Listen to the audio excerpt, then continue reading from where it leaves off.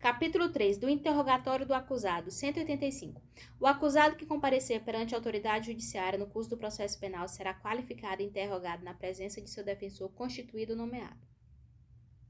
Parágrafo 1º. O interrogatório do réu preso será realizado em sala própria, no estabelecimento em que estiver recolhido, desde que estejam garantidas a segurança do juiz, do membro do Ministério Público e dos auxiliares, bem como a presença do defensor e a publicidade do ato. Parágrafo 2º. Excepcionalmente, o juiz, por decisão fundamentada de ofício a requerimento das partes, poderá realizar o interrogatório do réu preso por sistema de videoconferência ou outro recurso tecnológico de transmissão de sons e imagens em tempo real, desde que a medida seja necessária para atender a uma das seguintes finalidades: prevenir risco à segurança pública quando exista fundada suspeita de que o preso integre organização criminosa ou de que, por outra razão, possa fugir durante o deslocamento. Viabilizar a participação do réu no referido ato processual quando haja relevante dificuldade para seu comparecimento em juízo por enfermidade ou outra circunstância pessoal. Impedir a influência do réu no ânimo de testemunha ou da vítima, desde que não seja possível colher o depoimento destas por videoconferência nos termos do artigo 217 deste Código. Responder à gravíssima questão de ordem pública. Parágrafo 3º. Da decisão que determinar a realização de interrogatório por videoconferência, as partes serão intimadas com 10 dias de antecedência. Parágrafo 4º. Antes do interrogatório por videoconferência, o preso poderá acompanhar, pelo mesmo sistema tecnológico, a realização de todos os atos de audiência, da audiência única de instrução e julgamento, de que trata os artigos 400, 411 e 531 deste Código. Parágrafo 5º. Em qualquer modalidade de interrogatório, o juiz garantirá ao réu o direito de entrevista prévia e reservada com o seu defensor. Se realizada por videoconferência, fica também garantido o acesso a canais telefônicos reservados para a comunicação entre o defensor que esteja no presídio e o advogado presente na sala de audiência do fórum, e entre este e o preso. Parágrafo 6º. A sala reservada no estabelecimento prisional para a realização de atos processuais por sistema de videoconferência será fiscalizada pelos corregedores e pelo juiz de cada causa, como também pelo Ministério Público e pela Ordem dos Advogados do Brasil. Parágrafo 7º. Será requisitada a apresentação do réu preso em juízo nas hipóteses em que o interrogatório não se realizar na forma prevista no parágrafo 1º e 2º deste artigo. Parágrafo 8º. Aplique-se o disposto nos parágrafos 2º, 3º, 4º e 5º deste artigo, no que couber, a realização Aplique-se o disposto nos parágrafos 2º, 3º, 4º e 5º deste artigo, no que couber, a realização de outros atos processuais que dependam da participação de pessoa que esteja presa, como a acareação, reconhecimento de pessoas e coisas e inquirição de testemunho ou tomada de declarações do ofendido. Parágrafo 9º. Na hipótese do parágrafo 8º deste artigo, fica garantido o acompanhamento do ato processual pelo acusado e seu defensor. Parágrafo 10. Do interrogatório deverá constar informação sobre a existência de filhos, respectivas idades, se possuem alguma deficiência, o nome e o contato de eventual responsável pelos cuidados dos filhos indicado pela pessoa presa. 186. Depois de devidamente qualificado e cientificado o inteiro teor da acusação, o acusado será informado pelo juiz, antes de iniciar o interrogatório, do seu direito de permanecer calado e de não responder perguntas que lhe forem formuladas. Parágrafo único. O silêncio, que não importará em confissão, não poderá ser interpretado em prejuízo da defesa. 187. O interrogatório será constituído de duas partes, sobre a pessoa do acusado e sobre os fatos. Parágrafo 1º. Na primeira parte, o interrogando será perguntado sobre a residência, meios de vida ou profissão, oportunidades sociais, o lugar onde exerce a sua atividade, vida pregressa, notadamente se foi preso ou processado alguma vez e, em caso afirmativo, qual o juízo do processo, se houve suspensão condicional ou condenação, qual a pena imposta, se a cumpriu e outros dados familiares e sociais. Parágrafo 2º. Na segunda parte, será perguntado sobre ser verdadeira a acusação que lhe é feita. Não sendo verdadeira a acusação, se tem algum motivo particular que atribuí-la, se conhece a pessoa ou pessoas a quem deva ser imputada a prática do crime, e quais sejam e se com elas esteve antes da prática da infração ou depois dela. Onde estava ao tempo em que foi cometida a infração e se teve notícia desta. As provas já apuradas. Se conhece as vítimas e testemunhas já inquiridas ou por inquirir, e desde quando, e se tem o que alegar contra elas. Se conhece o instrumento com que foi praticada a infração ou qualquer objeto que com esta se relacione e tenha sido apreendido.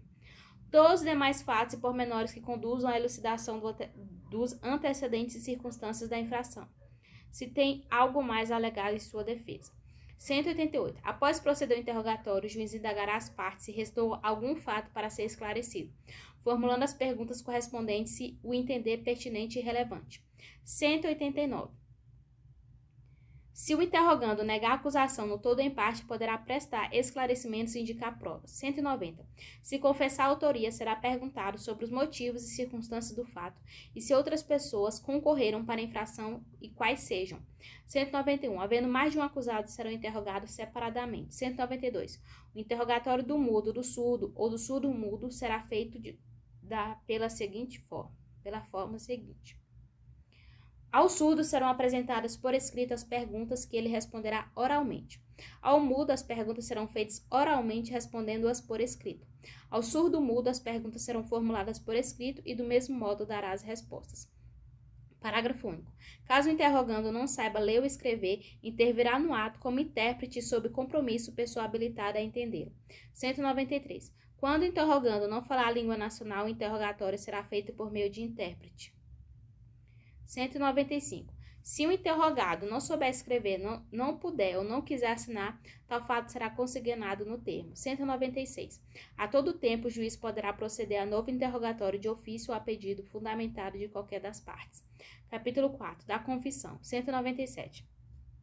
O valor da confissão se aferirá pelos critérios adotados para os outros elementos de prova e, para sua apreciação, o juiz deverá confrontá-la com as demais provas do processo, verificando se entre elas e estas existe compatibilidade ou concordância. 198. O silêncio do acusado não importará a confissão, mas poderá constituir elemento para a formação do convencimento do juiz. 199. A confissão, quando feita fora do interrogatório, será tomada por termo nos autos, observado o disposto no artigo 195. 200. A confissão será divisível e retratável, sem prejuízo do livre convencimento do juiz, fundado no exame das provas em conjunto. Capítulo 5. Do ofendido. 201. Sempre que possível, o ofendido será qualificado e perguntado sobre as circunstâncias da infração, quem seja ou presuma ser o autor, as provas que possam indicar, tomando-se por termo as suas declarações. Parágrafo 1º. Se, intimado para esse fim, deixar de comparecer sem motivo justo, o ofendido poderá ser conduzido à presença da autoridade. Parágrafo 2º. O ofendido será comunicado dos atos processuais relativos ao ingresso e à saída do acusado da prisão, a designação de data para a audiência e a sentença e respectivos acordos que a mantenham ou modifiquem. Parágrafo 3º. As comunicações ao ofendido deverão ser feitas no endereço por ele indicado, admitido-se por opção do ofendido o uso de meio eletrônico. Parágrafo 4º. Antes do início da audiência e durante sua realização será reservado espaço separado para o ofendido. Parágrafo 5º. Se o juiz entender necessário, poderá encaminhar o ofendido para atendimento multidisciplinar, especialmente nas áreas psicossocial, de assistência jurídica e de saúde, a expensas do ofensor ou do Estado. Parágrafo 6º. O juiz tomará as providências necessárias à preservação da intimidade, vida privada, honra e imagem do ofendido, podendo inclusive determinar o segredo de justiça em relação aos dados, depoimentos e outras informações constantes dos autos a seu respeito para evitar sua exposição aos meios de comunicação. Capítulo 6. Das testemunhas. 202. Toda pessoa poderá ser testemunha. 203.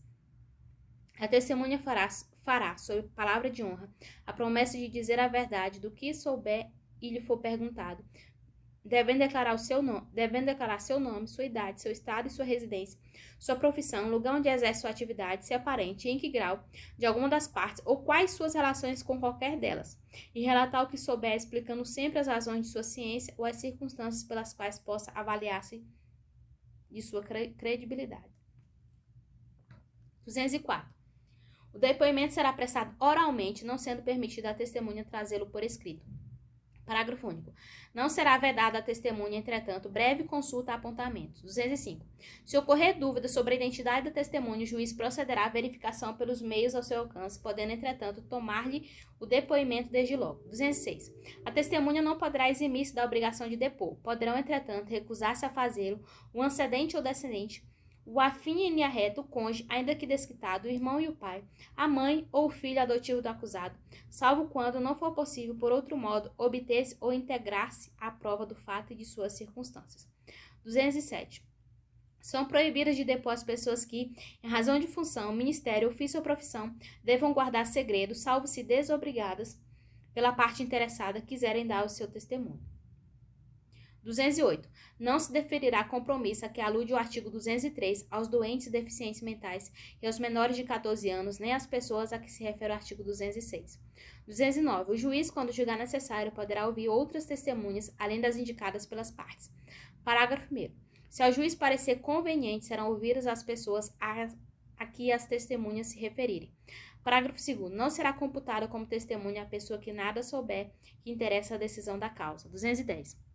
As testemunhas serão inquiridas cada uma de per si, de modo que umas não saibam nem ouçam os depoimentos das outras, devendo o juiz adverti-las das penas combinadas ao falso testemunho. Parágrafo único. Antes do início da audiência e durante a sua realização, serão reservados espaços separados para a garantia da incomunicabilidade das testemunhas. 211. Se o juiz, ao pronunciar a sentença final, reconhecer que alguma testemunha fez afirmação falsa, calou ou negou a verdade, remeterá cópia do depoimento à autoridade policial para instauração de inquérito. Parágrafo único. Tendo o depoimento sido prestado em plenário de julgamento, o juiz, no caso de proferir decisão na audiência, o tribunal ou conselho de sentença, após a votação dos quesitos, poderão fazer apresentar imediatamente a testemunha à autoridade policial. 212. As perguntas serão formuladas pelas partes diretamente à testemunha, não admitindo o juiz aquelas que puderem induzir a resposta, não tiverem relação com a causa ou importarem na repetição de outra já respondida. Parágrafo único. Sobre os pontos não esclarecidos, o juiz poderá complementar a inquirição. 213. O juiz não permitirá que a testemunha manifeste suas apreciações pessoais, salvo quando inseparáveis da narrativa do fato. 214. Antes de iniciado o depoimento, as partes poderão contraditar a testemunha ou arguir circunstâncias ou defeitos que a tornem suspeita de parcialidade ou indigna de fé. O juiz fará consignar contradito a arguição e a resposta da testemunha, mas só excluirá a testemunha ou não lhe deferirá compromisso nos casos previstos nos artigos 207 e 208. 215. Na redação do depoimento, o juiz deverá cingir-se, tanto quanto possível, às expressões usadas pelas testemunhas, reproduzindo fielmente as suas frases. 216. O depoimento da testemunha será reduzido a termo, assinado por ela, pelo juiz e pelas partes. Se a testemunha não souber assinar ou não puder fazê-lo, pedirá alguém que o faça por ela depois de lido na presença de ambos. 217. Se o juiz verificar que a presença do réu poderá causar humilhação, temor ou sério constrangimento à testemunha ou ao ofendido, de modo que prejudique a verdade do depoimento, fará a inquirição por videoconferência e, somente na impossibilidade dessa forma, determinará a retirada do réu, prosseguindo na inquirição com a presença do seu defensor. Parágrafo único. A adoção de qualquer das medidas previstas no caput deste artigo deverá constar do termo, assim como os motivos que a determinaram. 218. Se regularmente intimada, a testemunha deixar de comparecer sem motivo justificado, o juiz poderá requisitar a autoridade policial a sua apresentação, ou determinar seja conduzido por oficial de justiça, que poderá solicitar o auxílio da força pública. 219. O juiz poderá aplicar à testemunha faltosa a multa prevista no artigo 453, sem prejuízo do processo penal por crime de desobediência e condená-la ao pagamento das custas da diligência.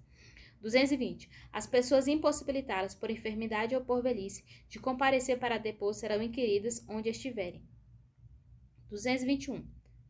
O presidente e o vice-presidente da República, os senadores e deputados federais, os ministros de Estado, os governadores de estados e territórios, os secretários de Estado, os prefeitos do Distrito Federal e dos municípios, os deputados, as assembleias legislativas estaduais, os membros do Poder Judiciário, os ministros e juízes dos Tribunais de Contas da União, dos Estados, do Distrito Federal, bem como os do Tribunal Marítimo, serão inquiridos em local, dia e hora previamente ajustados entre eles e o juiz. Parágrafo 1º. O presidente e o vice-presidente da República, os presidentes do Senado Federal, da Câmara dos Deputados e do Supremo Tribunal Federal poderão optar pela prestação de depoimento por escrito, caso em que as perguntas formuladas pelas partes e deferidas pelo juiz lhes serão transmitidas por ofício. Parágrafo 2º. Os militares deverão ser requisitados à autoridade superior. Parágrafo 3º. Aos funcionários públicos aplicar-se-á o disposto no artigo 218, devendo, porém, a expedição do mandado ser imediatamente comunicada ao chefe da repartição em que servirem com a indicação do dia e da hora marcados. 222. A testemunha que morar fora da jurisdição do juiz será inquirida pelo juiz do lugar de sua residência, expedindo-se para esse fim carta precatória com prazo razoável intimadas às partes. Parágrafo 1º. A expedição da precatória não suspenderá a instrução criminal. Parágrafo 2º. Fim do prazo marcado, poderá realizar-se o julgamento, mas a todo tempo a precatória, uma vez devolvida, será juntada aos autos. Parágrafo 3º. Na hipótese prevista no caput deste artigo, a oitiva de testemunha poderá ser realizada por meio de videoconferência ou outro recurso tecnológico de transmissão de sons e imagens em tempo real, permitida a presença do defensor e podendo ser realizada, inclusive, durante a realização da audiência de instrução e julgamento. 222-A. As cartas rogatórias só serão expedidas se demonstrada previamente a sua imprescindibilidade a quando a parte requerente com os custos de envio. Parágrafo único. Aplica-se às cartas rogatórias o disposto no parágrafo 1º e 2º do artigo 222 deste Código. 223. Quando a testemunha não conhecer a língua nacional, será nomeado intérprete para traduzir as perguntas e respostas. Parágrafo único. Tratando-se de mudo, surdo ou surdo-mudo, proceder-se-á na conformidade do artigo 192. 224. As testemunhas comunicarão ao juiz, dentro de 1 ano, qualquer mudança de residência, sujeitando-se pela simples omissão às penas do não comparecimento. 225. Se qualquer testemunha houver de ausentar-se, ou por enfermidade ou por velhice, inspirar receio de que, ao tempo da instrução criminal, já não exista, o juiz poderá, de ofício ou requerimento de qualquer das partes, tomar-lhe antecipadamente o depoimento.